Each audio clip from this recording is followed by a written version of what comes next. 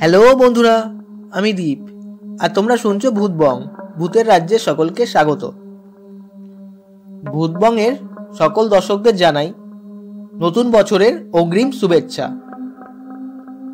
আজকে আমাদের ভূতবংয়ে ঘটনা পাঠিয়েছে পল্লবী।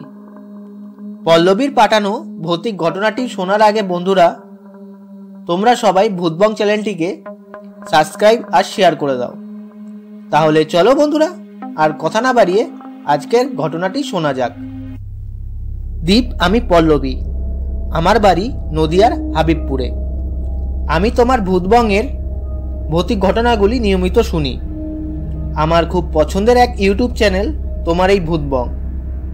অনেক দিন ধরে ভাবছি তোমাকে আমার সাথে ঘটে যাওয়া এক ভৌতিক ঘটনা লিখে পাঠাবো, কিন্তু সময় হয়ে উঠছিল না, তাই আজ লিখে পাঠালাম। আশা করি ঘটনাটি তোমার আর ভূতবংয়ের দর্শকদের ভালো লাগবে। ঘটনাটি 2017 সালের।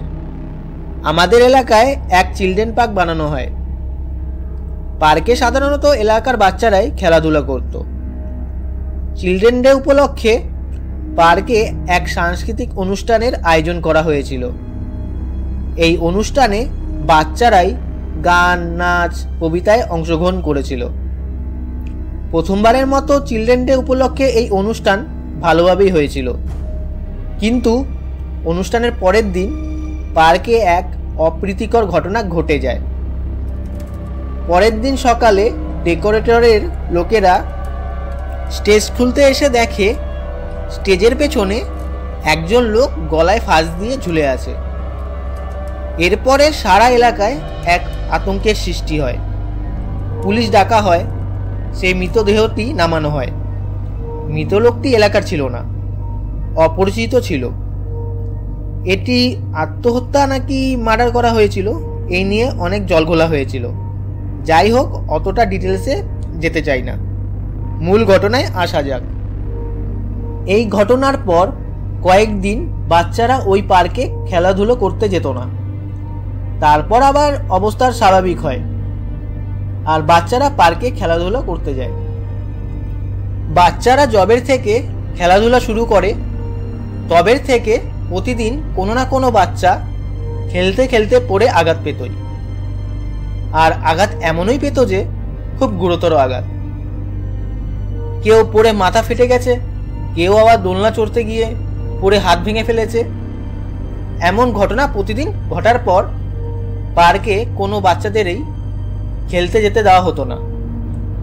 এলাকায় এবার গুজব উঠল, রাত করে পার্কের সামনে দিয়ে গেলে অনেকেই ভৌতিক ঘটনার সম্মুখীন হয়েছে।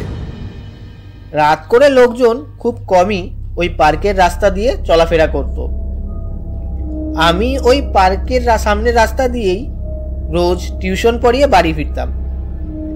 মা আমাকে বলে, তুই অত রাত অবধি পড়াবি না, 8টার আগে বাড়ি ফেরার চেষ্টা করবি। জানিসই তো যা সব ঘটনা ঘটছে আজকাল। আমি মার এই কথায় কোনো কানই দেই না। মাকে বলি, ধুর, এইসব গুজব কান দিও না তো। সত্যি কথা বলতে আমি ভূত পেত বিশ্বাস করি না। একদিন আমার টিউশন পড়াতে পড়াতে একটু বেশি দেরি হয়ে গিয়েছিল। স্টুডেন্টদের এক্সাম ছিল, তাই সেই দিন পড়া শেষ হতে হতে রাত 9টা বেজে গিয়েছে। মা ফোন করে এত কেন লেট হচ্ছে জানার জন্য। তারপর মা বলে, তোর বাবা তোকে নিতে আসবে। আমি বলি, না না, বাবাকে আসতে লাগবে না, আমি একাই আসতে পারবো। পড়িয়ে আমি বাড়ি ফিরছিলাম। যখন পার্কের রাস্তার সামনে দিয়ে ফিরছিলাম, কেন জানি না মনে হলো কেউ আমার পেছন পেছন আসছে। পেছনে ঘুরে দেখার চেষ্টা করি, দেখি কেউ নেই, পুরো ফাঁকা রাস্তা। শীতের রাত, রাত 9টা বেজে গেছে। আশেপাশে বাড়ির জানলা দরজা বন্ধ, একদম শুনশান রাস্তা। আমার একটু ভয় হতে শুরু করে। আমি হাঁটছি আর আমার পেছন পেছন যে কেউ হেঁটে আসছে এই আওয়াজটা হয়েই যাচ্ছে। পেছনে তাকাই বারবার, কিন্তু কেউ নেই। আচমকা আমার সামনে দিয়ে একটা কালো বিড়াল আঁক কাটলো। বিড়ালটা নর্মাল যেমন সাইজের হয়, বিড়াল যেমন নর্মাল সাইজের হয়, সেই বিড়ালটা তেমন ছিল না, অনেকটা বড়। এর আগে এতটা বড় বিড়াল কখনো দেখিনি। বিড়াল আঁক কেটেছে, আর আমি এইসব একটু বেশি মানি যে বিড়াল আঁক কাটলে কিছুক্ষণ দাঁড়াতে লাগে। আমি ওই 1 মিনিটের উপর একটু দাঁড়াই। আমি দাঁড়িয়ে আছি, হঠাৎ কোথা থেকে এক কাক এসে আমার সামনে দিয়ে বেরিয়ে গেল। আমি ভাবতে থাকি এসব কি হচ্ছে আজ। আর আমার সেই গুজব মনে করা ঘটনাগুলি তখন সত্যি হতে শুরু করে। আমি তারপর আবার হাঁটা শুরু করি। পেছন দিয়ে ফিসফিস করে কথা ভেসে আসছে, তোর আজ শেষ দিন, আর বাজে ভাষায় গালাগালি দিয়ে যাচ্ছে। আমি যেই ভূতপ্রেত বিশ্বাস করতাম না, তখন সেই ভূতপ্রেত অনুভব করতে শুরু করি। কিন্তু নিজের মনে সাহস রেখেছিলাম।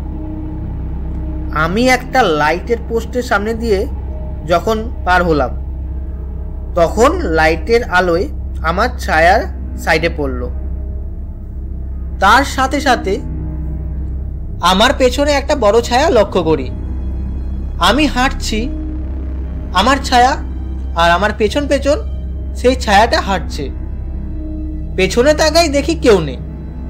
শীতের রাত, যে জায়গায় শীতে কাঁপবো, তার পরিবর্তে আমি পুরো ঘেমে জল হয়ে গিয়েছি। আমার হুডিটা ঘামে ভিজে গেছে।